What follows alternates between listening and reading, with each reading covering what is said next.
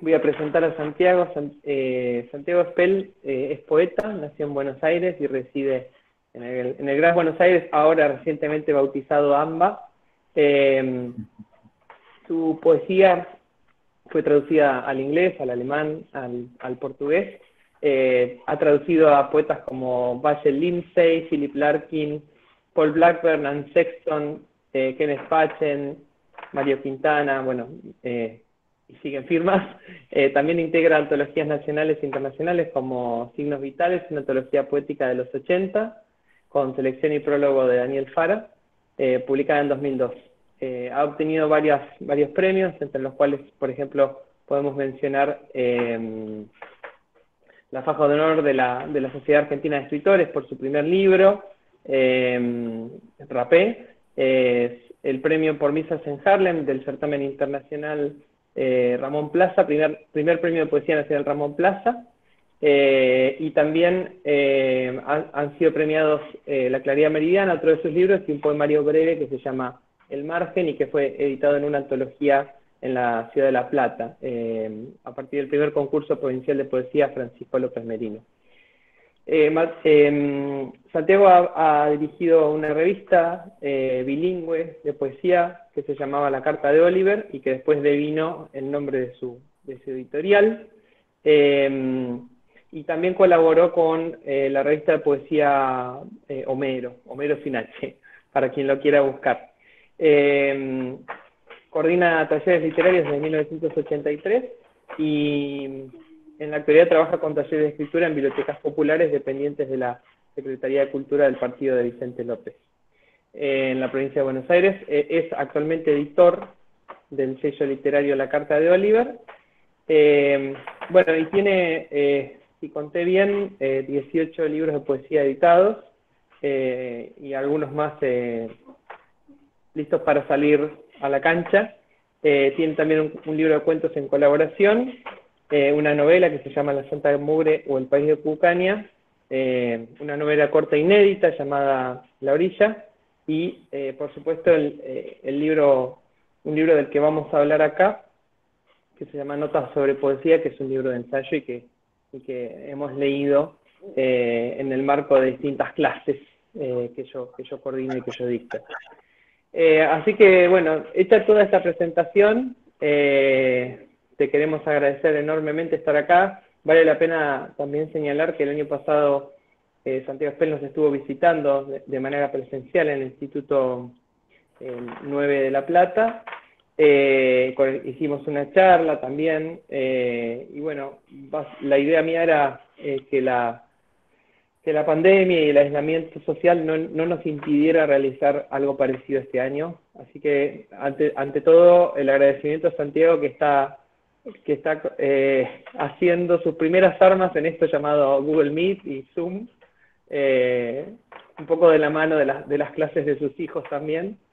Bueno, Santiago, todo tuyo si querés saludar. Bueno, hola a todos, buenas tardes. Estaba mucho más cómodo el año pasado realmente, en el acto presencial. Esto es un debut para mí, es el primer Meet o Zoom de mi vida, así que hace un ratito no andaba el micrófono de Vicente o no se escuchaba, bueno, así que sepan disculpar las intermitencias y el pánico escénico, como se dice. Muy raro para mí, pero bueno, estoy muy contento de escucharlos y vamos a empezar a charlar cuando quieran.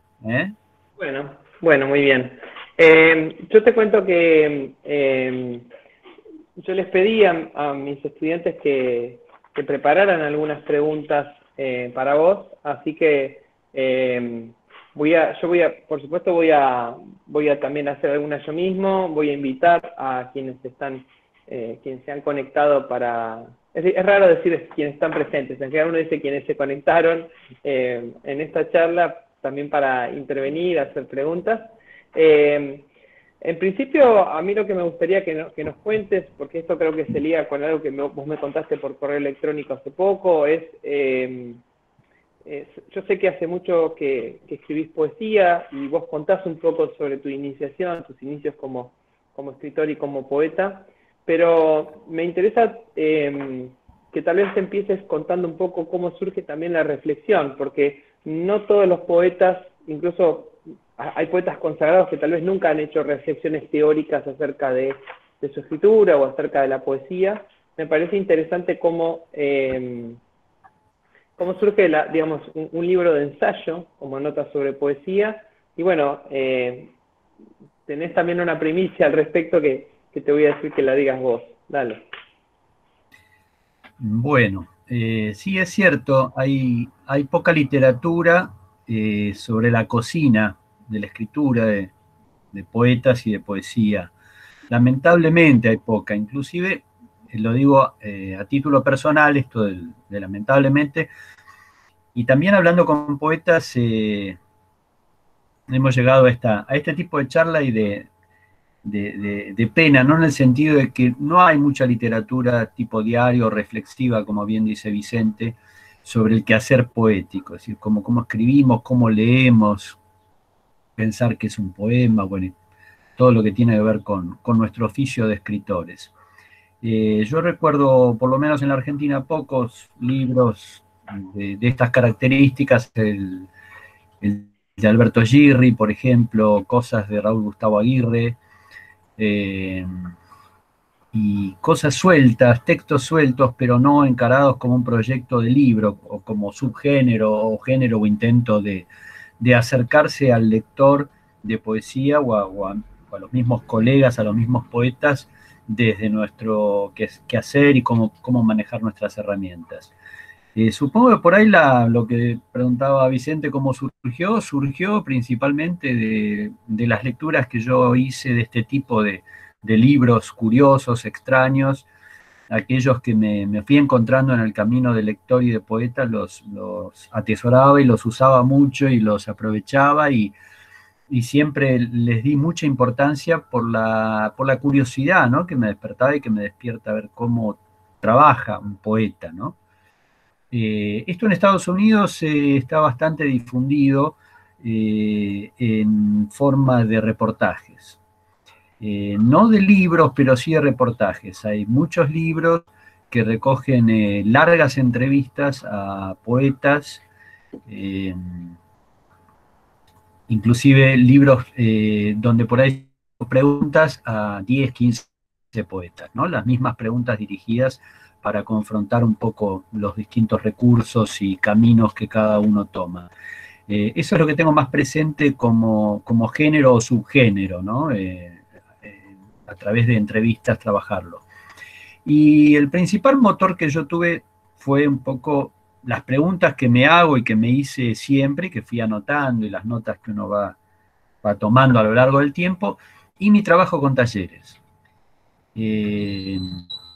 Mi trabajo con talleres, que tiene más de 30 años, 35 años más o menos, ha sido de mucha utilidad para mí en este sentido, por la cantidad de preguntas que me han hecho los talleristas y que no sabía responder y que no sé responder, pero que quedaban, ¿no? Quedaban en algún lugar anotadas por mí como deuda para mí y para ellos, para futuros talleristas que muchas veces se pisaban y hacían la misma pregunta. Algunas preguntas estas no tienen respuesta, otras sí, pero este fue un poco el origen de empezar a pensar involuntariamente en trabajar un texto así, con estas características de diario, de reflexión. Yo creo que Nota de Poesía es un libro que reúne 3 o 4 patas para definirlo estructuralmente, ¿no? Tiene un aspecto teórico donde yo trato de, desde la teoría, desde la técnica, responderme a mí y a los lectores y darle elementos a los lectores desde ahí.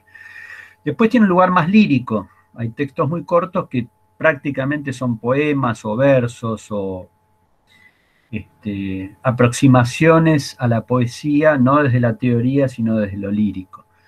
Y después tiene claramente un lugar de anecdotario, de diario o de experiencias personales que no son enteramente líricas y que tienen poco que ver también con la teoría, aunque en definitiva terminen de explicarla o o de aproximarse a ella. Pero son cosas que yo fui apuntando y cosas que me pasaron a mí como lector y como poeta, y me pareció interesante contarlas desde el llano, ¿no? Para que esto pueda llegar también a cualquier lector que no sea un lector de poesía o que no sea un poeta. No sé si más o menos contesta esto.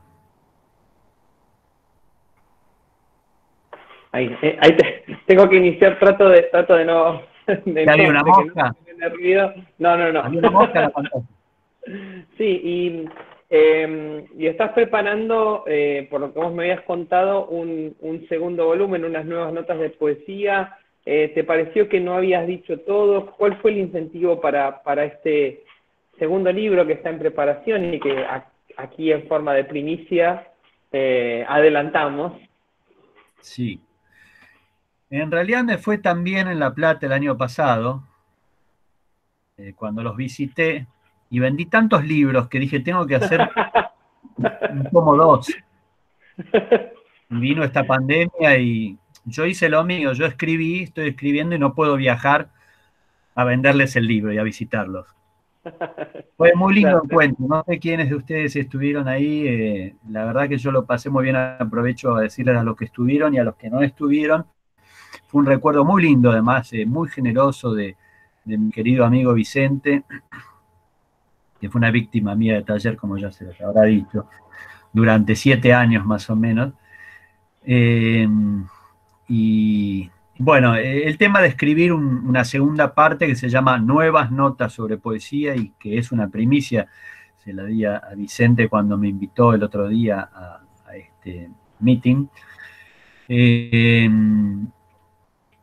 El primer libro salió en el 2013 y reúne un poco todas estas inquietudes y preguntas y notas que yo les había comentado desde, no sé, largamente atrás, antes del 2013, no puedo determinar fecha, pero cosas que se fueron acumulando.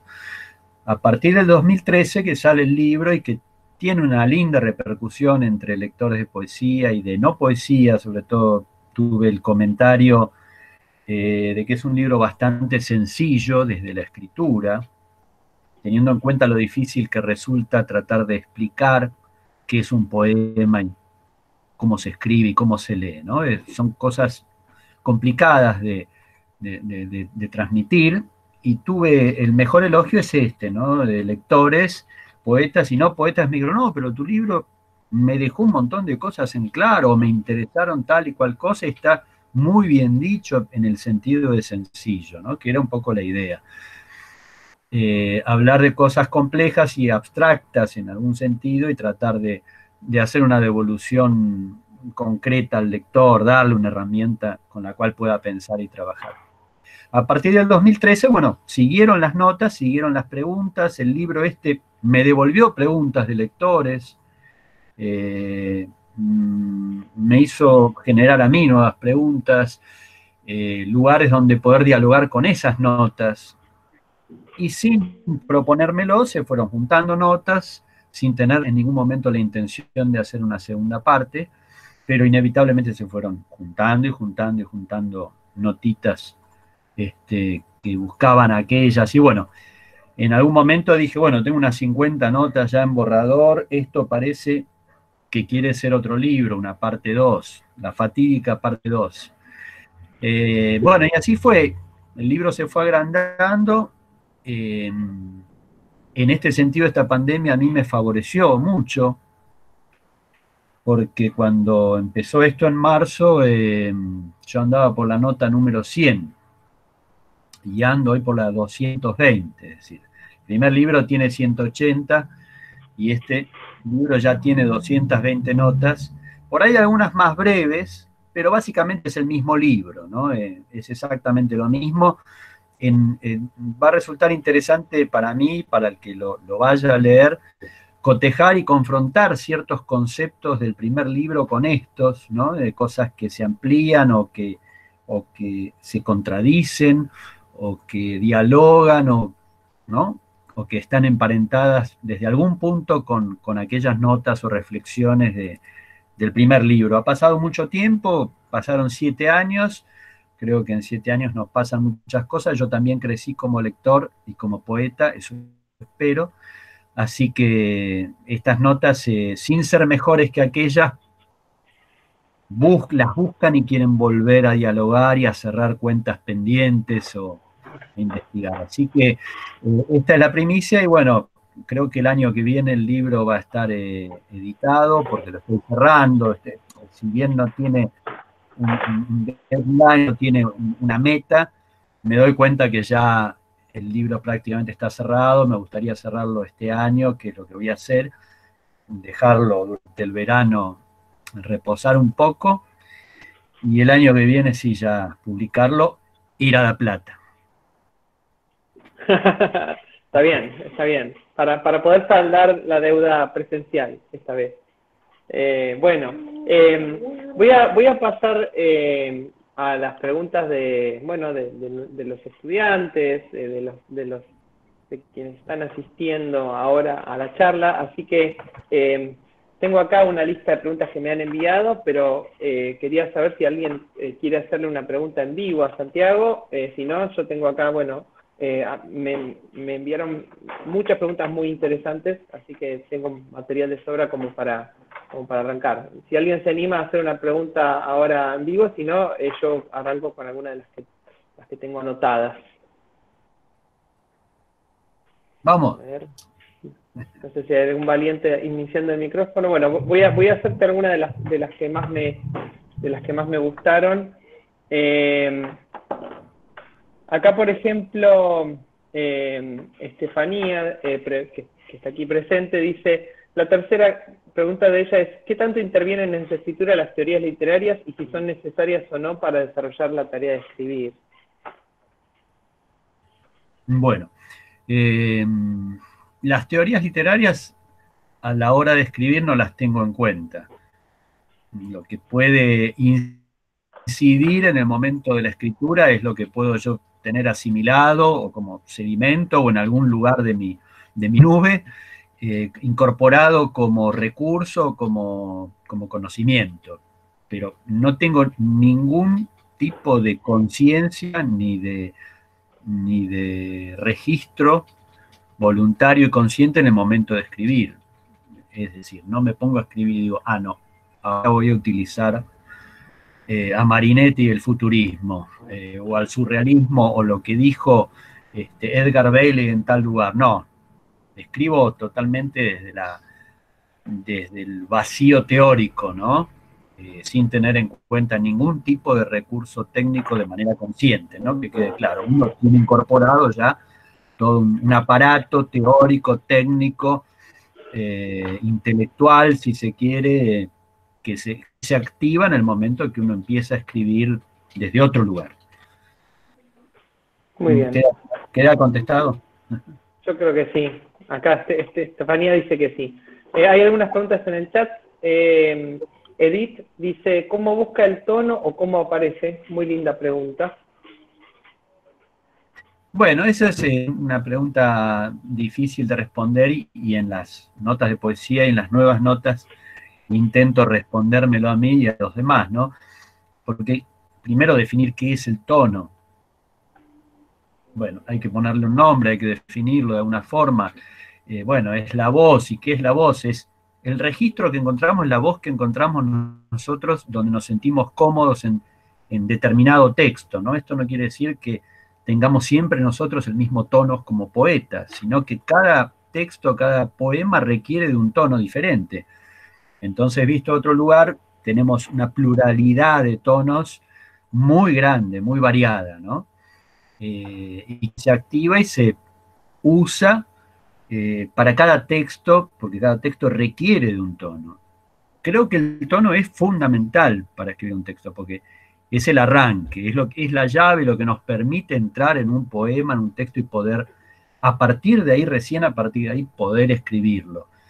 Creo que si no encontramos el tono nos damos cuenta. Yo por lo menos, cuando empecé a escribir, no me daba cuenta. Ahora, hace mucho tiempo me doy cuenta. ¿Qué quiere decir? Escribo un verso, dos, y digo, no, el verso puede estar muy bien, está lindo, está bien construido, es musical, es una linda imagen, pero no es el tono, no hay un tono para lo que yo necesito y quiero contar. Entonces, tengo que volver a salir y esperar, como acá cuando nos conectamos, en este Meet, volver a entrar en el poema con el tono adecuado. Muchas veces el tono adecuado que lo da el primer verso. A mí, ¿no? Por lo menos. Esto no quiere decir que funcione para todos. Lo da una palabra, lo da la unión de 2 o 3 palabras sin formar un verso. O definitivamente sí, lo da un verso o 2 versos. Entonces ahí quedan. Yo escribo muchos poemas así, escribo un verso o 2 y quedan ahí, ¿no? Quedan ahí flotando y no se definen ni están ahí. Pasa el tiempo, que pueden ser horas o días, y me doy cuenta que ahí hay algo y ya me tengo que sentar y escribir y desarrollar, pero es porque el tono está. Es como encontré la llave como para decir, ¿no? Y poder a partir de ahí avanzar. Ahí está. Bueno, tengo acá otras preguntas. Tengo algunas en el chat también.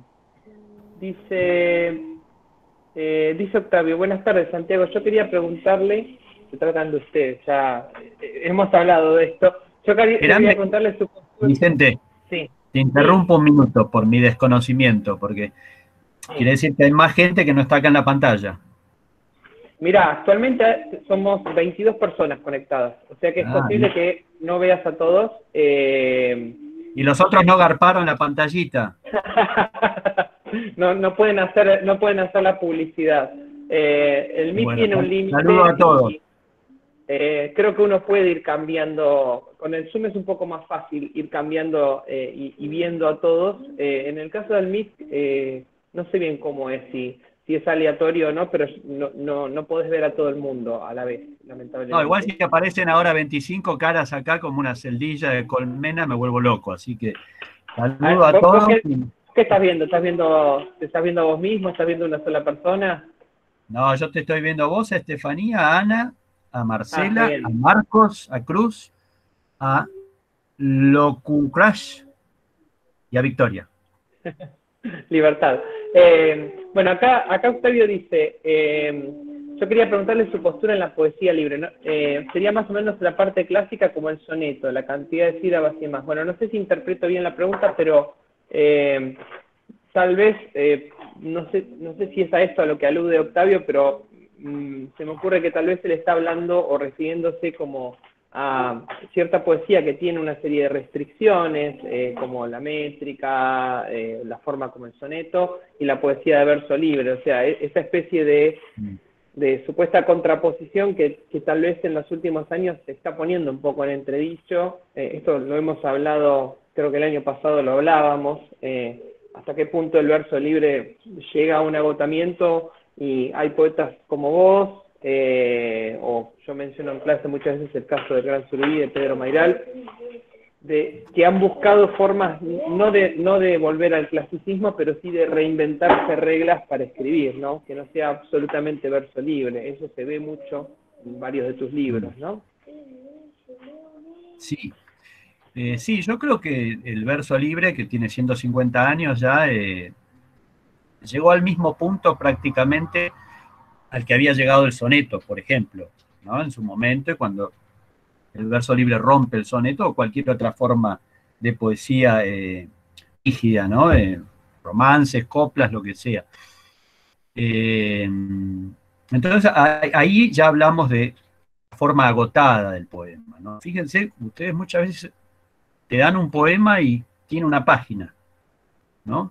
De largo. Quiere decir que casi la página, el formato determina al poeta dónde debe terminar. Esto es inconsciente, pero funciona así, es muy, muy patente esto, ¿no? Hay mucha gente que te escribe un poema, cuando terminó la hoja, termina el poema ahí, misteriosamente. Esto es un ejemplo clarísimo de que la forma, para mí, del verso libre está agotada, para mí, personal. Por eso, como dice Vicente, yo busco. No quiere decir esto que no escriba de tanto en tanto poemas, siempre en verso libre, y que muchos de ellos tengan una página, ¿no? Pero mis últimos 10 libros prácticamente, o mejor dicho, de los últimos libros míos, solo en el 2010, Cuaderno Acústico, es un libro de poemas, es decir, un libro de poemas autónomos, ¿no? Que no tienen una construcción narrativa o un hilo conductor de temas. Y ese es mi último libro, en realidad, de 2010, y uno que estoy trabajando ahora, futuro, pero que es como una suerte de antología de poemas inéditos de 25 años, ¿no? Que no fueron publicados nunca en libro, que algunos circulan en redes o en blogs y esas cosas, en revistas. Pero todos mis libros del 2010 en adelante, que son 8 o 9, busqué alguna forma de trabajar desde la poesía de manera encadenada o en fragmentos, o bueno, pienso por ejemplo en Isoca, que es del 2004, es un libro muy importante para mí porque es donde yo traté de juntar, de alguna manera, generar como una especie de ilusión óptica y mezclar el verso libre con la poesía clásica. Son décimas, todos los poemas son décimas, bueno, que tienen variaciones, es una estructura bastante complicada para explicarla ahora, se nos va a ir tiempo. Pero son poemas que van variando, y son 30 poemas, variaciones, un mismo poema variado 30 veces en distintos ritmos, algo así. En la penitencia hago algo parecido. En Mesa de Entrada de 2015 también. Son poemas cortos, pero donde hay un verso que va modificándose y vanando los 20 y pico de poemas.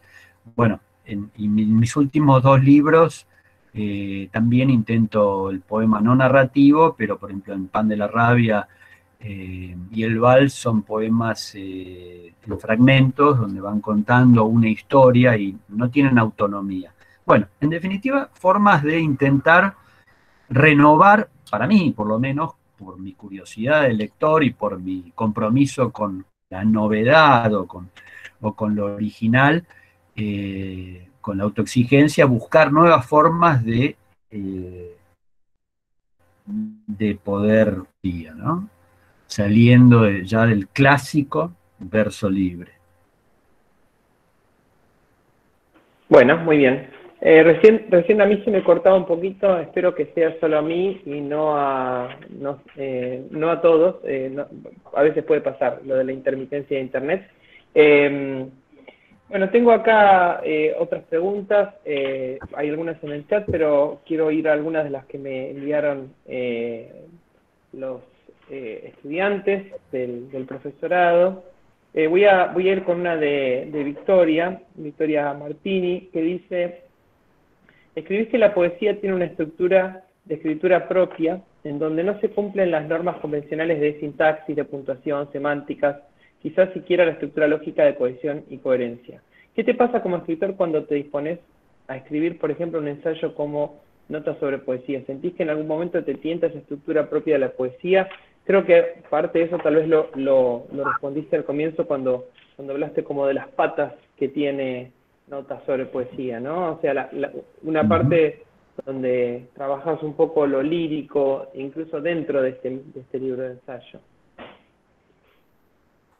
Sí, sí, podría ampliar nota al pie que en Notas de poesía cumplo en general con las convenciones semánticas, sintácticas, con las convenciones de la escritura, ¿no? Que son las que se cumplen en cualquier discurso o género de escritura, profesional, científico, político, periodístico, sujeto, predicado, circunstanciales, verbos, ¿no? El lenguaje se organiza de esa manera en cualquier tipo de discurso, salvo en la poesía.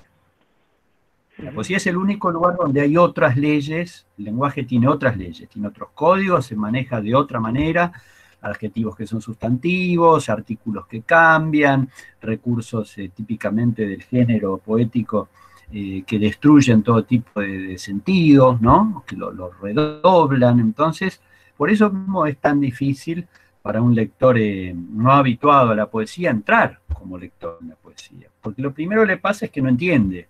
Y a nadie le gusta no entender algo, ¿no? Uno va al cine, no entiende una película, se levanta, se enoja y se va.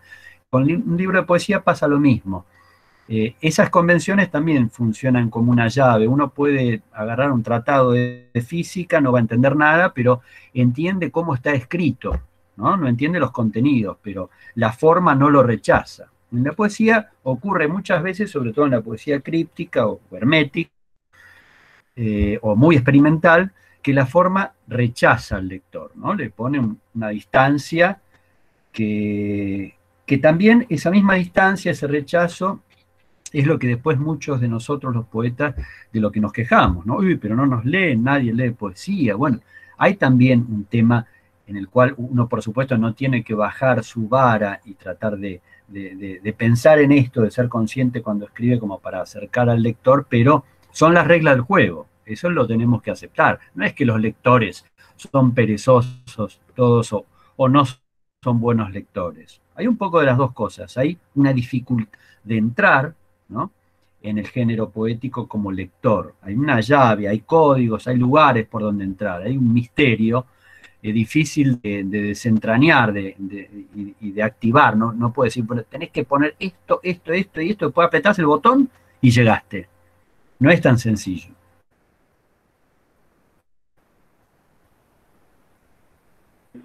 Bueno, muy bien. Sigo, ahora sí voy a ir un poco al chat porque sé que hubo otros ¿Te comentarios. quedaste congelado, Vicente? ¿Me quedé congelado? A ver ahí. Sí. Ahí sí, me descongelé. No, no. Yo en la otra pantalla me veo bien, no sé qué habrá pasado. No habrás Bueno. puesto un cartón ahí, ¿no? No. No, todavía no, todavía no. Bueno, acá dice Daniel, que también es ahora ya egresado del profesorado en lengua y literatura, poeta él también. Dice, buenas tardes, me gustaría preguntarle si se anima a decir cuáles son, en su opinión, los 3 mejores poetas argentinos en actividad. Mira, te están poniendo en un aprieto, pero me encanta porque son esas preguntas casi como de periodista, ¿no? El periodista que quiere comprometer al invitado. Es una linda y difícil pregunta, creo. Muy difícil, sí, pues no la esperás. Igual yo tengo que elegir 2 nada más. Porque ¿Por uno qué? soy yo. Bueno, los 3 poetas en actividad, argentinos. Oh. Qué difícil. Además mirá, además es un compromiso porque yo tengo Es más una de muy buena 3 forma de amigos. pelearse con las personas también, ¿no? O sea, nombrás a Claro, 3, claro, no nombrás a otro y ya te peleaste con un montón de gente. exactamente. Entonces tendría que dejar afuera a mis amigos, porque son más de 3 los buenos poetas que tengo, que considero mucho realmente la obra que tienen, y por ahí pensar en los poetas más consagrados, ¿no? Por ahí iría por ese lugar. ¿Qué poetas vivos en la Argentina, consagrados con las comillas del caso, por supuesto? Podríamos pensar entre todos, ¿no? Esta pregunta resulta interesante, esquivándola resulta interesante porque nos hace pensar un poco en dónde estamos parados en este momento en nuestra poesía, ¿no? ¿Qué quiero decir con esto? Yo voy 10 años para atrás, 15 años para atrás, y pienso, por ejemplo, en Januzzi, pienso en Mario Trejo, pienso en Juana Vignosi, que se murió hace 1 o 2 años. Bueno, y podríamos tirar otros nombres seguramente. Entonces, repreguntaría esto, ¿hay poetas en la actualidad que tengan una obra de ese calibre? ¿No? Yo repreguntaría de esa manera y, bueno, tendría que pensarlo un poco. Me parece que no los hay en lo personal, es totalmente personal lo que digo, ¿no? Creo que hemos perdido en los últimos años referentes muy importantes de la vida nuestra. Eso no quiere decir que no haya grandes poetas en este momento, pero estamos complicados desde ahí. Hay un poeta que a mí me gusta mucho que es Santiago Silvester, por ejemplo. Sí. Sí, Poeta salteño. Eso iba a decir, es interesante también cuando se formula esta pregunta, siempre también es interesante ver de salir del porteñocentrismo, de que no sean tres poetas de la capital. Y ahí, por eso siempre este tipo de preguntas es difícil y quizás un poco injusta, porque uno tiene que tratar de abarcar un montón de cosas. Bueno, si elegís tres hombres, ¿por qué no elegiste tres mujeres? Si elegís Sí. tres porteños, ¿por qué no elegiste, no sé, un salteño, un patagónico y un cuyano? Hay como una dificultad ahí. Yo, sumado a los nombres de poetas que se fueron hace poco, pensé en Horacio Castillo también, por ejemplo, como un Claro. poeta muy relevante, pero es verdad que es difícil plantear esta pregunta, bueno, porque es algo que está en desarrollo y no siempre es fácil de sopesar. También hay que ver ahí, no sé, yo pienso como en dos nombres muy distintos, de dos generaciones distintas, pienso en la cuestión generacional, pero ¿qué pasa, por ejemplo, con, no sé, un poeta ya más grande como Aulicino y otro más joven como Casas? No sé, hay como, uno podría seguir así, ¿no? Sí. Con los avatares o pensando, repensando ese canon. En todo caso, tal vez para girar un poco, para sacar un poco la pregunta, a mí me gustaría sí preguntarte, tomando la pregunta de Daniel, ¿a qué poeta argentino, contemporáneo o no estuviste leyendo recientemente vos? Por ahí eso también da un poco un mapa de la persona. Yo estoy más que releyendo un libro y leyendo los otros tres libros de un poeta argentino que tiene muy poca difusión y que a mí me parece un poeta muy importante, con una obra no muy extensa, pero muy importante, que es Roberto Rayela. Su nombre tiene 90 años eh, y estoy leyendo lo que es la obra completa de él, editada en Fondo de Cultura Económica, creo. Son 4 libros nada más, pero un volumen de 250 páginas, ¿no? Un tipo muy interesante. Estuve releyendo cosas de Juana Viñosi hace poco. Uno de los últimos libros que leí, esto fue el año pasado, pero a fin de año, es ese último libro de Viñosi, Novísimos. Eran poemas inéditos, lo último que escribió, y me parece un libro consagratorio de ella como poeta, ¿no? Y estoy leyendo también, por favores de la pandemia, estoy leyendo mucho, y estoy leyendo, por ejemplo, un libro de prosas de Alejandra Pizarnik, que creo que Alejandra Pizarnik yo no la leía desde los 20 años, es decir, muchísimos años atrás, o eventualmente he leído alguna cosa, pero no de tomar un libro, y son es un libro de prosas, que tiene también alguna obrita de teatro, un libro de Lumen, editado por Lumen, muy raro, bueno, muy en sintonía con Lautréamont, ¿no? Con el surrealismo. Eh, Releí cosas de hace poco también de un correntino, eh, de Madariaga, de Coco Madariaga, Francisco Madariaga, un grandísimo poeta. Y bueno, voy siempre picando, leyendo, saltando de acá para allá, eh, con relecturas. Borges siempre, cada tanto, ¿no? Me tomo un tiempito y releo algo de Borges en cualquier lugar de su obra, digo, ¿no? Como poeta o como narrador o como inventor de ese subgénero entre la historia, el ensayo y el cuento. Eh, bueno, como decía Borges, de las listas lo único que se nota son las omisiones, así que... Sí. A mí me gustaría cambiar un poco el foco y hablar un poco acerca de tu actividad como coordinador de talleres. Creo que es algo que tal vez no se trabaja mucho en el profesorado. Sí, por supuesto, lo conocen quienes han asistido a talleres literarios, por ahí otros no. Entonces, me interesa que, bueno, si podés tal vez reflexionar un poco acerca de tu actividad como coordinador de talleres, cómo fue cambiando a lo largo de tantos años, si tenías un método, si fuiste cambiando ese método. Me interesa particularmente porque es algo que a veces para un futuro profesor o profesora de secundario a veces aplicamos técnicas de taller literario en el aula, a veces habrá quienes también estén interesados en iniciar eventualmente su propio taller literario. Bueno, si querés, no sé, reflexionar un poco sobre y cómo fue cambiando incluso hasta el panorama de los talleres literarios como espacio, ¿no? En estos años, porque yo creo que vos arrancaste con tu taller literario cuando justamente estaba como, era la novedad, ¿no? También, el taller literario en Argentina.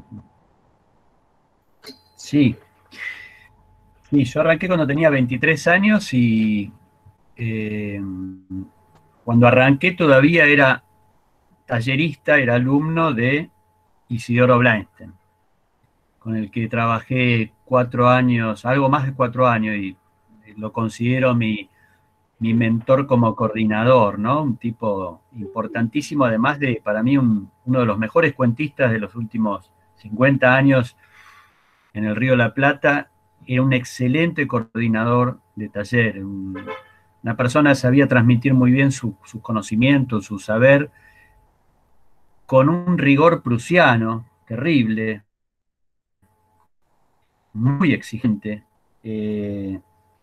a veces hasta con un involuntario mal modo con los talleristas porque se enojaba él mismo con cosas que leíamos y a veces podía resultar un poco fuerte, ¿no? La forma de expresarse o de hacer una devolución. Sí, yo empecé en el año 83 con los talleres y sí, era un momento donde empezaban a instalarse como alternativa válida a lo que era el estudio académico, ¿no? De universidad. Es más, mi único título es de periodista, lo estudié y me recibí en el Círculo de la Prensa, y después de eso fui a letras. Me metí en un profesorado de letras en la calle, en la avenida Córdoba, y duré 3 meses, ¿no? Porque me agarraron con la declinación del latín y otras cosas, me agarraron, estábamos todavía en el proceso, yo tenía el pelo muy largo, y me dijeron, bueno, si no se corta el pelo, mañana no puede entrar. Entonces, bueno, digamos, fue una tontería tan grande que me hizo decidir alejarme. Me dijo, este no es mi lugar, evidentemente esto no es para mí, y menos en este momento, en estas condiciones. Así que en ese momento me busqué un taller, no había muchos, y me anoté, encontré un taller de Eduardo Gudiño Kiefer, en el barrio de San Telmo, que duró muy poquito, duró 6 meses, pero fue muy bueno. Además yo tenía 21 años, 22 años, para mí era conocer a Cortázar, ¿no? Conocer esos escritores. Esto sin desmerecer a Gudiño Kiefer, que no fue Cortázar, pero un cuentista, un novelista importante, ¿no? De nuestra literatura. Y después hice un taller, él se fue, se cerró ese grupo, seguí un tiempo con Carlos Garramuño, que era un periodista y narrador, que tenía una revista llamada Pájaro de Fuego, muy buena, muy interesante. Y después ya sí hice mi formación como coordinador de taller con Isidoro Blainstein, también en su casa en San Telmo, un taller de cuento, porque el primer libro de Isidoro es un libro que se llama Sucedió bajo la lluvia, y después nunca más escribió ni publicó poesía después de ese libro, porque decía que la poesía conducía a la locura y al suicidio. Entonces él abandonó la poesía y se dedicó al cuento, ¿no?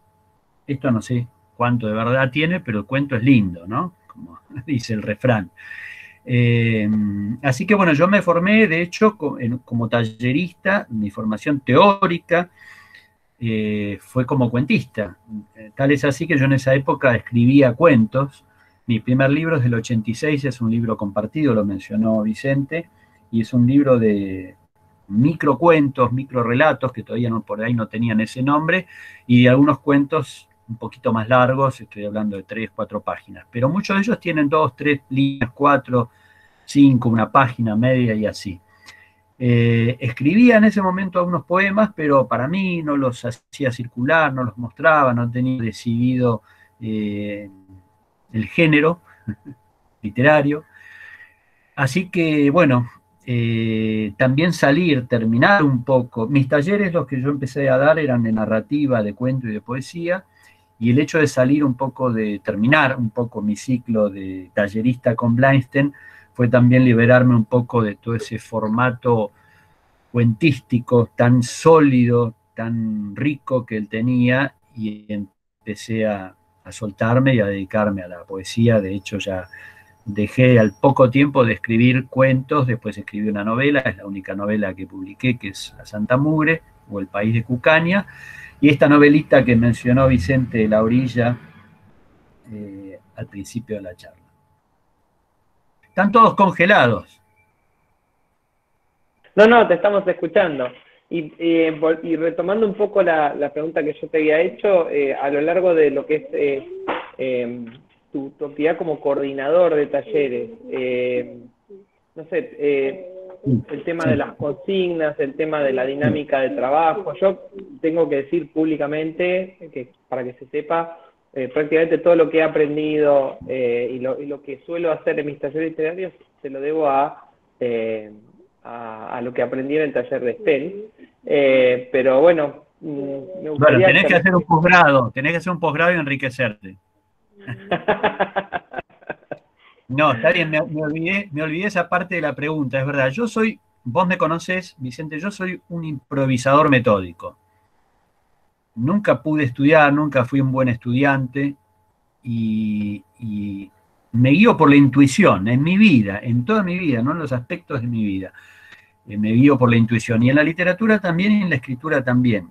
Esto no quiere decir que no considere que no tengo una formación, la tengo, por supuesto, hecha a lo largo de infinidad de lecturas variadísimas, y del hecho de vivir, y la vida va avanzando y nos va dando elementos para combinar con ese bagaje teórico y de lecturas que tenemos.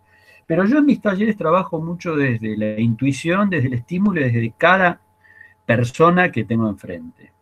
Un poco cada grupo, cada persona es la que me determina a mí cómo voy a trabajar, qué voy a trabajar, aunque básicamente, por supuesto, tengo mi método, por llamarlo de alguna manera, ¿no? Que es estímulo a la lectura, sobre todo, estímulo a lo creativo. Cuando uno coordina un taller, lo primero que tiene que hacer es tratar de derribar toda una serie de prejuicios y de miedos que tiene el otro, sin entrar en una cuestión terapéutica, porque sería un inconsciente. Yo no soy un terapeuta, yo soy un poeta. Entonces no puedo entrar en un grado de psicoanalizar a nadie, pero sí derribarlo, aflojarlo, ¿no? Tratar de hacerle entender, de transmitirle esto que hablábamos hace un rato, de la literatura es creación, es una posibilidad maravillosa de crear mundos, con un lenguaje propio que está por fuera del lenguaje de todos. Cada uno inventa su lenguaje, como cuando empezamos a hablar. Somos niños y cada uno empieza por una vocal y otro por otra. Y la poesía es así también, ¿no? Empezamos por algún lugar, trastabillando, cayéndonos, seguimos mucho tiempo así, quizás siempre, pero en mis talleres trato de transmitir esto, ¿no? Creatividad, libertad y por supuesto todo lo que es el trabajo, la parte del rigor, ¿no? De volver con todo el respeto y la mayor sencillez y autenticidad posible a hacer una devolución a un tallerista. Es decir, mirá, está bien siempre esto, ¿no? Está bien. Pero ¿por qué no te fijas y dar el camino a las posibilidades? ¿No? Tratar, pero sin corregir, porque es muy difícil corregir un poema. Es muy difícil. Lo que uno puede hacer es dar un indicio, ¿no? Y evitar la primera persona. Nunca decir, yo haría tal cosa en tu lugar, o yo pondré. No. Tratar de despertarlo, de despertar la curiosidad del autor del texto, para que él mismo encuentre sus respuestas, vaya, busque, reescriba, respetando la voz de cada uno, ¿no? Pero con mucho estímulo. Esta es una actividad muy, muy ingrata, la de la escritura es una actividad muy ingrata, porque el músico tiene su público, el actor también, te pueden aplaudir o te pueden tirar un sifón, pero vos tenés ese contacto vivo, ¿no? El poeta, el escritor escribe en soledad, no sabe quién es su lector, lo más probable es que nunca le conozca la cara, que nunca sepa si se ríe con un texto, si rompe el libro, si lo recomienda, si o no, no sabemos, en general no sabemos qué pasa con eso que escribimos. Entonces, esto hay que tenerlo en cuenta cuando uno coordina un taller y transmite un conocimiento, un saber, un estímulo, y para eso es muy importante las consignas, lo que decía Vicente, ¿no? Yo trabajo con consignas con la salvedad de aquel que no se enganchó y tiene su producción propia, bienvenido, ¿no? No es un taller de consignas lo que yo tengo. Pero muchos necesitan de esas consignas, aún como disparador, ¿no? Apenas como un disparador, pero un lugar desde donde arrancar. Y muchos te dicen, pero ¿cómo se te ocurrió esto? Cosas que pavadas, ¿no? Que se nos pueden ocurrir a todos. Una vez que uno derriba, ¿no? Esta barrera, esta cuestión de las convenciones, esta cuestión de la vaca tiene 4 patas. No, siempre hay que probar al revés. La vaca tiene 4 patas, bueno, eso es para un agrónomo, para un matarife, ¿no? No para mí. Entonces, ¿qué hago primero? No, pienso una vaca con 3 o con 5 patas. Es como una llave, ¿no? 2 más 2 en poesía nunca es 4. Entonces, vencer un poco estas cuestiones que tenemos tan estructuradas y estructurales, pues ya nos pertenecen, y tratar de trabajar desde la libertad, ¿no? Y después sí aplicar el rigor, el trabajo, revisar, no ser perezoso, no enamorarnos de lo que escribimos. Y en los talleres, para cerrar, la idea un poco de los talleres, muchísima importancia y estímulo a la lectura. Lean, lean, lean, les tiro libros por la cabeza, ¿no? Lean todo, cualquier cosa, lean la guía telefónica, a Neruda, pero lean, lean, lean. Doy textos, algunos de tipo teórico, suaves, que no aburran, y otros de tipo lírico o narrativo, y después reflexionamos, hablamos sobre eso, intercambiamos puntos. Me parece que el taller es eso, es un lugar que hay que valorarlo como un lugar de intercambio de pensamiento y de ideas. Bueno, muy bien, muy completo. Me gustaría seguir con una pregunta de Ana Victoria, que también está acá conectada, que dice, ¿sentís que haya un estado de ánimo en particular, un lugar, un momento que sea más propicio que otro para escribir? Creo que vos hablás un poco en Notas sobre Poesía acerca de tratar de escribir sin interrupciones. Yo en ese sentido siempre cuento comparo ese pasaje de Notas sobre Poesía con la famosa anécdota de Coleridge, a quien interrumpe mientras escribe el Kubla Khan y nunca termina ese poema. Pero bueno, quería saber un poco, esto ya es más como la cocina del escritor, o sea, si tenés un ritual, no sé, si con los años aprendiste a poder escribir en cualquier lado o cada vez tenés más mañas, no sé, un poco que cuentes eso. Mira, yo creo que la vida es una gran interrupción para todos, por lo menos para mí ha sido así, sigue siendo así y no es una queja, es un dato de la realidad. Ni siquiera estoy hablando de mis últimos años, yo tengo 3 hijos y ahora tengo 2 chiquitos, 8 y 11, quiero decir que uno se tiene que ocupar, pero no estoy hablando de esta etapa. Mi vida siempre fue una interrupción por las distintas actividades y también por la forma que uno se impone para trabajar.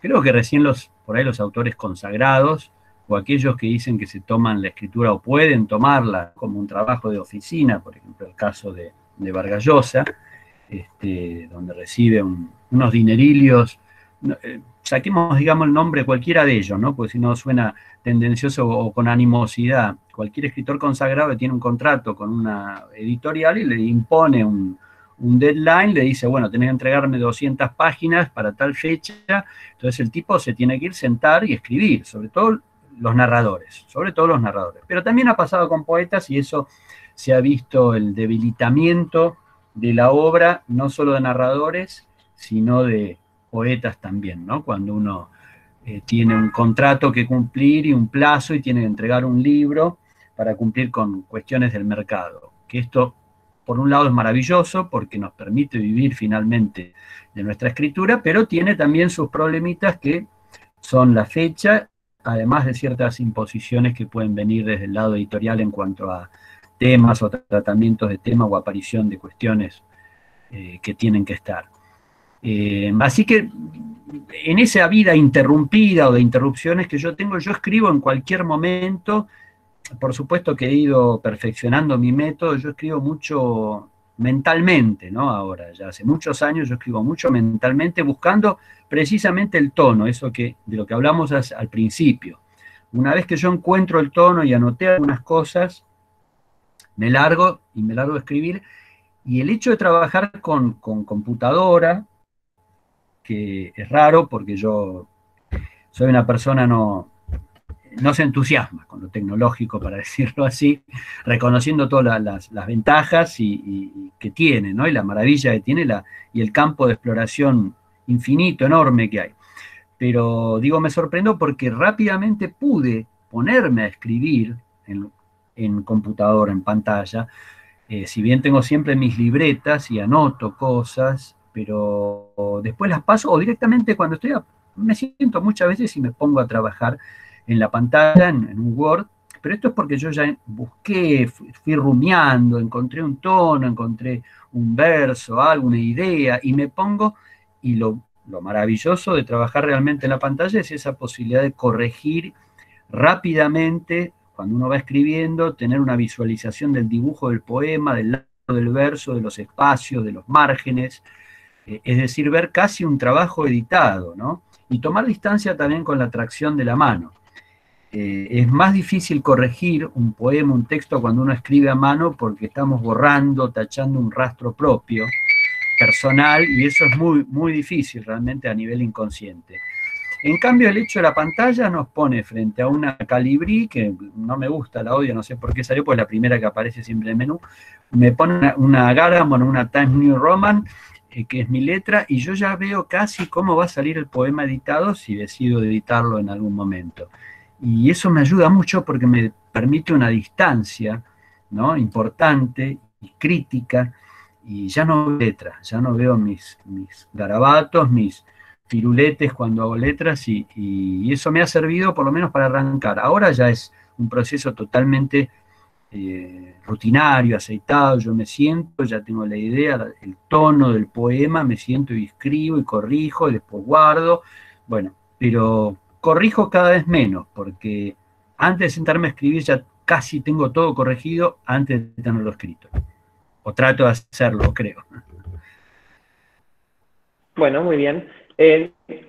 Ahora voy a pasar un poco a alguna pregunta que quedó pendiente del chat, pero quería saber si alguno o alguna quería hacerle una pregunta en vivo a Santiago, por ahí algo de lo que fue surgiendo durante la charla.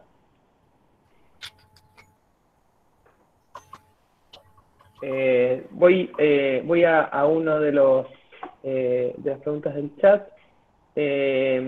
Acá Cruz pregunta, ¿hay alguna fórmula como para no caer en las repeticiones? Linda pregunta. ¿Qué pasa, no, cuando uno siente que se está repitiendo?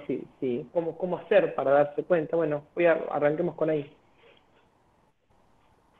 Bien, una pregunta interesante y difícil de responder también, ¿no? Hace un minuto dije no enamorarse de lo que uno escribe. Me parece que ahí hay una punta para tomar esta respuesta en consideración. A veces escribimos el mismo poema varias veces, nos sale bien. Esto es muy peligroso, esto de pintar un caballito, nos sale lindo, nos sale bien, funciona, al público le gusta, entonces toda la vida pintamos ese caballito. Hay que estar muy atentos a eso, a esa reacción de lo que puede hacer nuestro público y nosotros mismos como lectores, ¿no? El primer público de uno es uno mismo.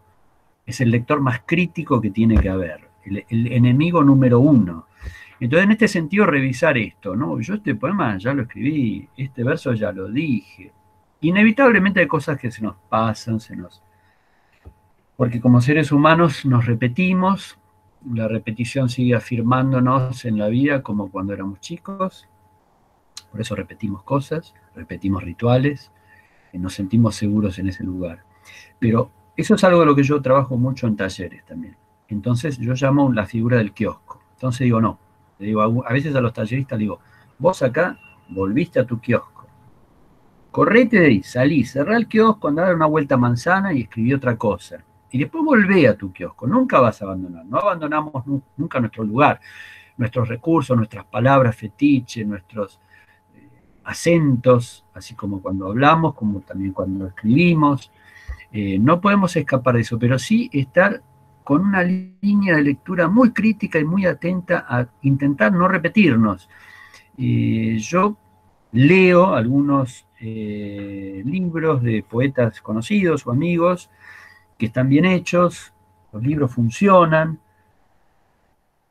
pero uno encuentra que hay una repetición. A los otros les pasará lo mismo con un libro, por supuesto, pero muchas veces el mayor elogio que tengo de mis colegas o de mis lectores es este. Justamente está centrado en este punto. Todos tus libros son distintos. Me sorprendiste esta vez. Después algunos pueden gustar más, pueden gustar menos, eso es otro asunto, pero yo estoy muy atento a tratar de no repetirme, de no hacer el mismo libro. Esto me ayudó bastante lo que hablaba hace un rato, ¿no? De la búsqueda de salirme del verso libre. Seguramente si mis últimos 10 libros hubieran sido 10 libros de poemas autónomos, clásicos en el sentido de un libro de poemas, ¿no? Seguramente en mis libros existirían muchísimas más repeticiones. Al buscar una forma, un recurso, una idea nueva en cada libro, este formato mismo ya los hace distintos, ¿no? Yo tengo un libro de haikus, por ejemplo, tengo libros muy diversos.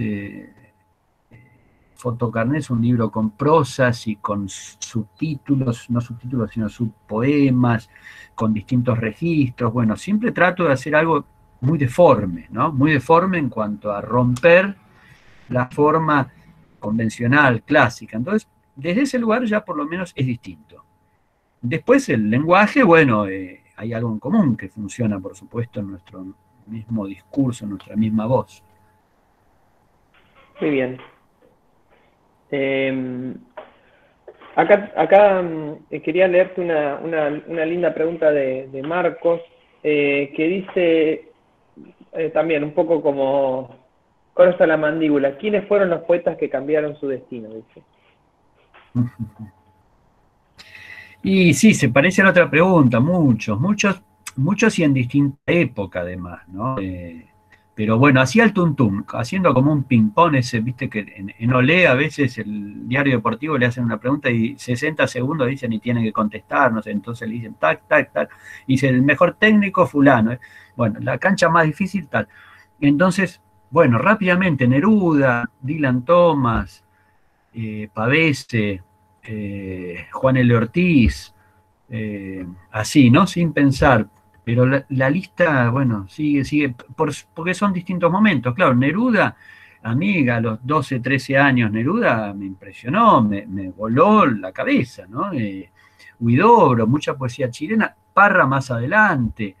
Pero en distintas épocas, Dylan Thomas también, cuando lo leí en su momento, bueno, todo el surrealismo, ¿no? Es decir, para mí no es lo mismo leer hoy a Breton que leerlo a los 20 años. Obviamente me interesa, pero Artaud, gente que en un momento me sacudió, me movió el piso terriblemente, ¿no? Hoy mencionaba a Pizarnik, cuando yo leí Pizarnik a los 20 años, bueno, era como un ritual, como una obligación casi leerla. No la leí por obligación, sino porque estaba ahí por curiosidad y me maravilló. Y hoy, ahora que comentaba, la estoy releyendo, me parece una escritora interesantísima, ¿no? Que ha superado inclusive el cliché del uso, o del abuso, o de la tragedia, cosa que muy pocos resisten. Pero bueno, son muchos los poetas que yo tengo como referencia. Eso. Acá hay otra pregunta de María Soledad Salto que dice, ¿cree posible que la lectura y escritura de poesía pueda reducir la criminalidad y la delincuencia?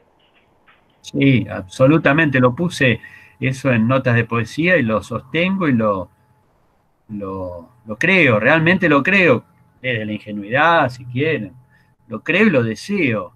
Este tema cuando yo tengo un amigo escritor que es un criminólogo, vive en Suiza, lo conoce muy bien Vicente, Marcelo Evi, y cuando leyó esto, lo usó en un curso en Europa de criminología y lo desarrolló un poco la idea con su público, ¿no?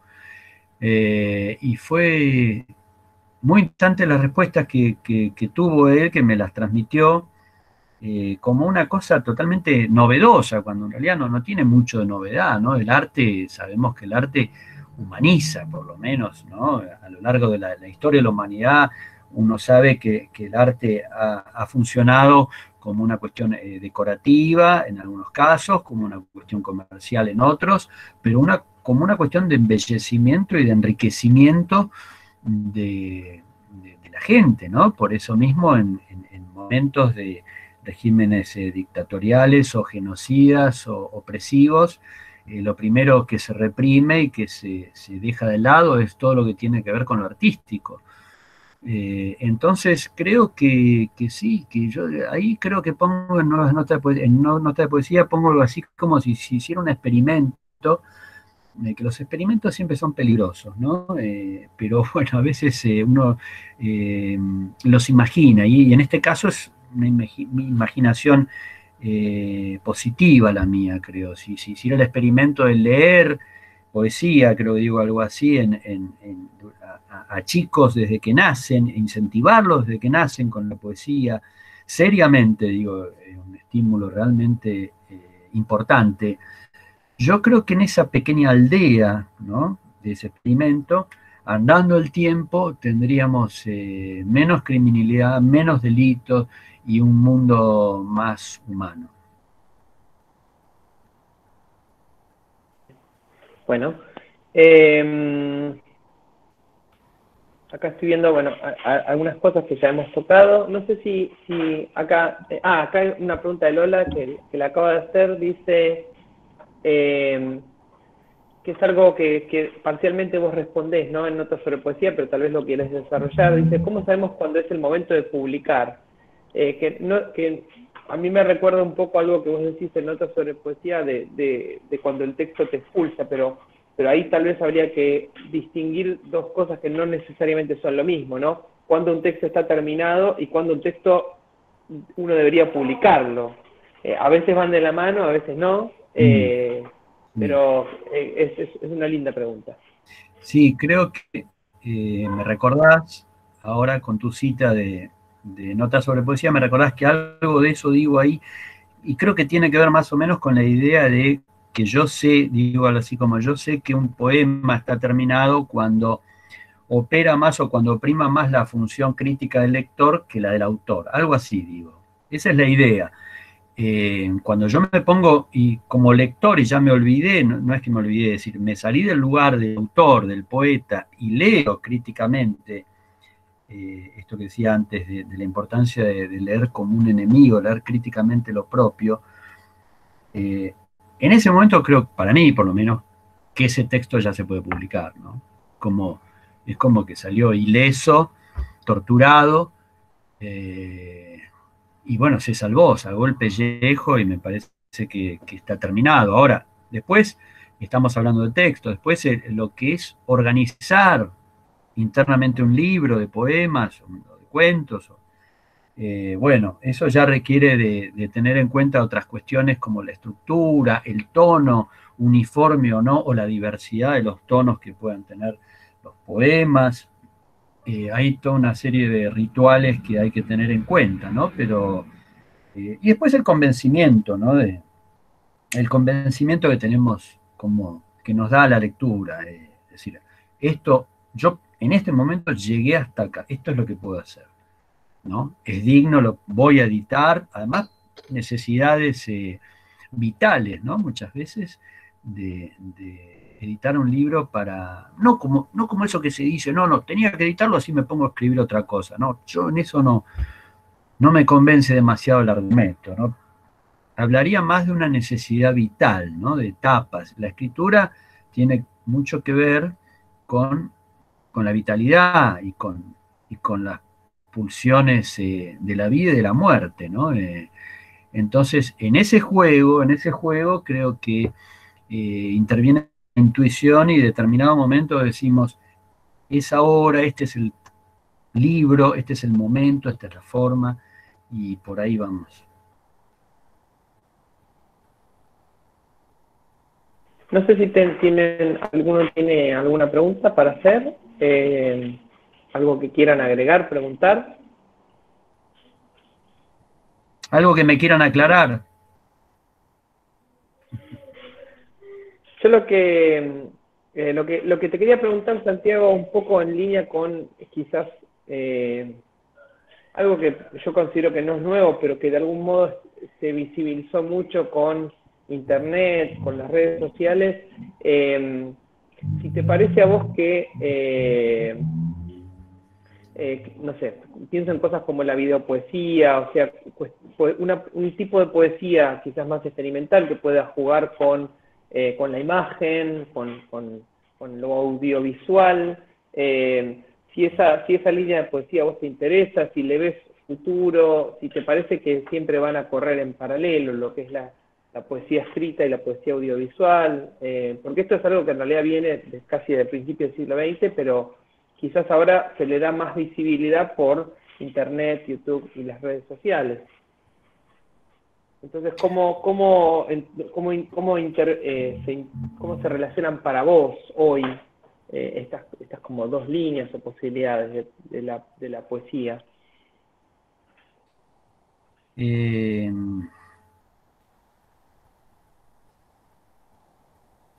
Me parece que el principal valor que yo le encuentro es el valor testimonial, ¿no? El valor del documento. Yo tengo amigos, Robledo, trabaja, Cayetano Semborain, trabajan en lo que es poesía visual, audio, Daniel Grad también, me parece un trabajo importantísimo. Trabajan en cuanto a recopilar, ¿no? En cuanto a juntar materiales, en definitiva, a poner un nuevo soporte a la poesía, que es lo que yo busco por otro lado, ¿no? Que ya lo expliqué. Así que me parece válido, me parece interesante. De todas formas, siempre a lo largo de la historia uno revisa, el hombre siempre se valió, digamos, de la herramienta que tuvo en su momento para aplicarla a la actualidad, ya sea para hacer mejor una carreta o para escribir mejor un poema o poder expresarlo, ¿no? Es el uso de las herramientas del momento que en general enriquecen o facilitan labores, las modifican seguramente, a veces para bien, a veces para mal. Se supone que el progreso inventa y utiliza herramientas para mejorar lo que ya estaba hecho. A veces no es así, sobre todo en el caso de las armas, ¿no? Si uno se fija, las atrocidades y los nuevos recursos para atormentar a los pueblos son mucho más sofisticados y temibles y extremos que lo que había cuando el hombre en las cavernas ganaba el que golpeaba antes en la cabeza al otro. Pero así que, volviendo al tema, me parece también que tiene un aspecto interesante en cuanto a democratizar la difusión de textos o de espacios, ¿no? Yo esto lo desarrollé en un libro que nos hizo 4 preguntas Fernando Kaufman a Jorge Santiago Perennik, querido amigo que falleció, un capo de la poesía y del pensamiento de la poesía, y a mí nos hizo las mismas preguntas y bueno, hablábamos un poco de los nuevos soportes aplicados a la poesía, ¿no? Cómo funcionaban. Y yo destacaba eso, que las redes, si bien como les dije, no son lo mío, ni yo no tengo Facebook, hace 15 días tengo WhatsApp y este es mi primer Meet, me parece que democratiza mucho y permite reuniones como estas que en otro momento hubieran sido impensadas, irrealizables.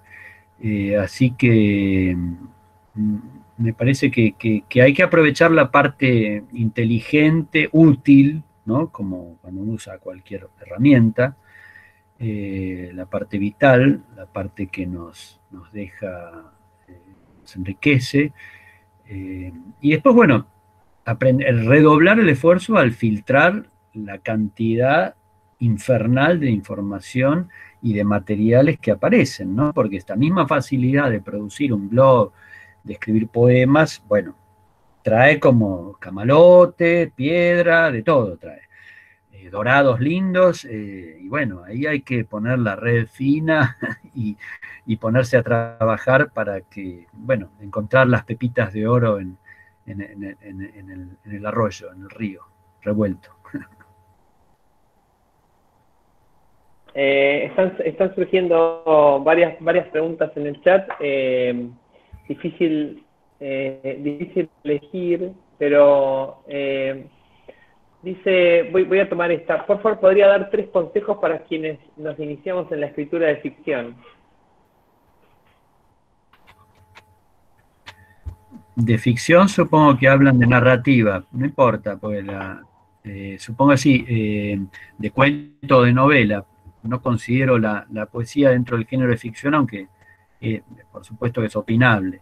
Pero entiendo la pregunta, proviene de alguien que es narrador o narradora. Diría, bueno, lo que dije ya, ¿no? Lectura diversa. No, a mí me gusta tal y tal, no quiero hacer nombres porque queda mal. Pero en general mucha gente que escribe o que empieza, y a mí yo pregunto mucho en talleres, ¿y cuáles son tus autores preferidos? Y me dan 1 o 2 nombres y 3 que muchas veces se repiten y se quedan en los 3 nombres. ¿Y qué más le digo? Y no, bueno, ahora no me acuerdo. Bueno, entonces ahí ya está denotando una lectura totalmente débil, insuficiente, ¿no? Yo creo que hay que leer todo lo que uno pueda leer, guste o no, hay que tratar de pasar por distintos géneros, épocas, autores, y hacer el esfuerzo de la lectura y además llegar al placer de la lectura es lo mejor, ¿no? Cuando uno llega a disfrutar la lectura. Después escribir, segundo punto, dirías, escribir, largarse, escribir lo que uno tenga, ¿no? La escritura un poco es como una liebre, cuando saltó hay que disparar. No la liebre que dispara, sino un cazador, ¿no? Porque si no se va. Es decir, uno tiene una idea, un impulso, una inspiración, si quieren llamarla así entre comillas, anotar, escribir al correr de la pluma, de acuerdo a ese impulso, sin detener a ver si está bien construida esa frase, escribir, y después ya, ¡ping!, cuando quedó atrapada esa idea, cuando quedó fija en la página, después hay mucho tiempo para versionar, hacer 1, 2, 3 versiones, tachar, corregir. Y después que te guste, el tercer punto es algo que tiene que, en algún lugar, compromiso es una palabra muy complicada, pero vos tenés que sentir algo muy fuerte, una necesidad de tener que decir algo. La literatura no es un hobby, no es un hobby, es una necesidad vital, y que ofrece, como les dije, muy poca gratitud, muy pocas devoluciones. Es muy difícil vivir de la literatura, muy difícil, no solo acá en este país, sino en cualquier lugar, acá más, pero no vamos a hacer el reduccionismo de decir que en la Argentina es difícil y bla, bla. Y es muy ingrato porque es muy solitario, es un trabajo de mucha soledad, de muchísima soledad. Entonces uno tiene que tener una fortaleza física y mental muy entrenada para escribir, mantenerse escribiendo, a pesar del silencio, a pesar de la falta de eco, a pesar del éxito si viene. Así que más o menos esas 3 ideas.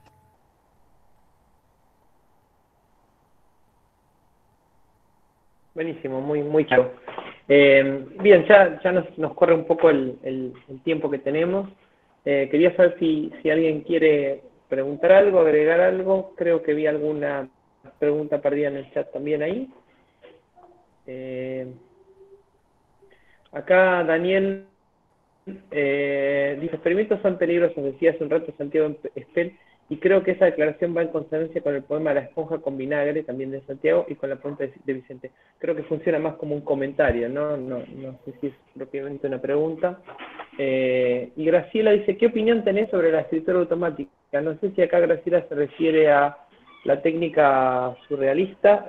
Acá por ahí, Graciela, nos tendrías que aclarar un poco si si te referís a esto o a otra cosa, no sé, a mí no me termina de... Sí, dice que sí, que a eso. No, válido, válido como ejercicio, válido. Me imagino que en el momento, después del dadaísmo, en 1918, eso debe haber sido, no digo revolucionario, pero un sacudón, ¿no? Para los tipos que lo inventaron dentro del surrealismo y lo practicaron. Además, bueno, estaba todo el tema del fluir de la conciencia, el psicoanálisis apareciendo con Freud, el Ulises con Joyce y el monólogo interior, es decir, el disparador del inconsciente. Estamos hablando de lo que dispara el inconsciente automáticamente, ¿no? Sin registro de nada, ¿no? Sin pretender organizar absolutamente nada, sino que hable, digamos, otro lugar, otra parte de nuestro ser. Eso es, siempre es interesante eso. Ahora, como ejercicio, por supuesto, pasa el tiempo y uno pierde un poco la novedad o está más advertido, ¿no? De los resultados. Es como que ha generado una inconsciencia consciente. Pero siempre es válido porque es muy estimulante. Ahora se descongeló Vicente. Así que siempre es bueno, me parece, suelta la mano. Suelta... No, estaba ¿Eh? no, estaba probando ahí con la cámara Ah, porque noté que me había congelado, pero acá estoy, no sé, ahora ahí tengo escucho, una internet medio itinerante. ahora ahí escucho que tengo un perro que me ladre. Sí, es mi perro acá que quiere intervenir. No se ha Interviene atrevido. con poemas animales, poemas Está bien. animales. Eh, voy cerrando con una pregunta de Guille que dice, que aprovecha y dice, hago dos en una. Dice, ¿podrían pasar a algún sitio seguro de internet para tener a mano los poemas de Santiago y algunos de los libros se editan en Córdoba? No entiendo lo de sitio seguro para tener a mano los poemas de Santiago, no entendí bien eso, pero No, te creo digo, que creo por que la falta acá de tiempo. No, no, decía, sí. para, como se termina, es decir, contestando esas dos preguntas, por ahí, no sé si querés agregar algo, pero sitio seguro, coincido con vos. Yo no tengo blog, no tengo nada, entonces Santiago Spell Google y ahí hay lugares que son todos seguros, qué sé yo, blogs, distintos lugares donde han publicado entrevistas y poemas. Y en Córdoba no, yo no edité nada en Córdoba. Tengo amigos poetas en Córdoba y fui a leer a Córdoba, pero no, si esa era la pregunta puntual, no edité nada en Córdoba. Me gustaría hacerlo, claro. Si hay algún editor cordobés mirando, esta es la oportunidad de que firme Tengo contrato. conocidos, tengo conocidos, sí. Bueno, yo te quiero agradecer. Claro, me parece que Guillermina se refería a si por ahí había algún blog o alguna página oficial tuya, y en realidad, por ahí respondiendo un poco como decías vos, en general son páginas de distintos poetas que te han publicado, pero bueno, como vos mismo lo dijiste, sabemos que sos reacio a las redes o a las páginas web, y en general siempre lo que se encuentra en internet tiene que ver con gente que por ahí se interesó en tu poesía y se publicó espontáneamente, o bien gente que te ha pedido permiso y que te ha publicado, ¿no? Claro, hace un mes, más o menos un mes y medio, en el blog que lo recomiendo, es muy bueno, el blog de Esteban Moore, poeta y traductor, amigo, gran amigo, Al Pial de la Palabra, todo junto, Al Pial de la Palabra, me pidió unos poemas hace un mes y pico, un mes, y hay unos 10, 15 poemas míos ahí inéditos, eh, y además pueden conocer el blog de Esteban, que está muy bueno, realmente muy bueno. Ujú. Muy bien. Bueno, yo te quiero agradecer mucho quiero decir además que hemos incluso hecho un ensayo y error en el día de ayer para asegurarnos de que todo saliera bien. Estoy muy contento de que todo saliera bien, porque una de las cosas que suceden con Internet es que, como dice Tuzán, o como decía Tuzán, puede fallar, pero bueno, a mí me pone muy contento que todo se haya desarrollado bien. Te agradecemos, por supuesto, que te hayas conectado y que hayas compartido este espacio y esta hora y media con nosotros. Y bueno, desde ya queda abierta la invitación cuando se normalice un poco la situación para que vuelvas a la zona sur, que vuelvas a visitarnos. A mí me encantaría. A mí me encantaría también, pero una semana me quedo. Hacemos distintos encuentros, vamos a distintos Claro, restaurantes, bares, lugares de clubes para comer y para juntarnos con esa gente tan linda. Yo tengo un recuerdo muy lindo por la amistad que tengo con Vicente y con César, que se unió esa noche, y con haber conocido tanta gente y haber tenido una respuesta en los dos lugares a los que me invitó Vicente el año pasado, tan buena en todo sentido, ¿no? De tanto conocimiento de mi obra, de lo que hago, tan respetuoso, es decir, la dedicación que Vicente puso y que pone acá, que veo que están, ¿no? Metidos en lo que yo hago, bueno, me hace muy bien, es gratificante, y de estas cosas son los ecos a los cuales nosotros podemos esperar, ¿no? Los poetas son premios muy grandes, muy lindos, muy lindos. Así que les agradezco a todos el tiempo, a Vicente la organización, las preguntas, las que fueron hechas y las que fueron guardadas, las que no pudieron ser hechas, y nos vamos a encontrar, claro. buenísimo. Bueno, a mis estudiantes de Teoría 3 del Instituto 9, como ya saben, nos vemos en 2 semanas. Después arrancaremos con el amigo Henry James. Y al resto, a quienes se contactaron espontáneamente y sin obligación, digamos, les agradezco especialmente por el interés. Bueno, así que gracias por conectarse y bueno, será hasta la próxima, Santiago.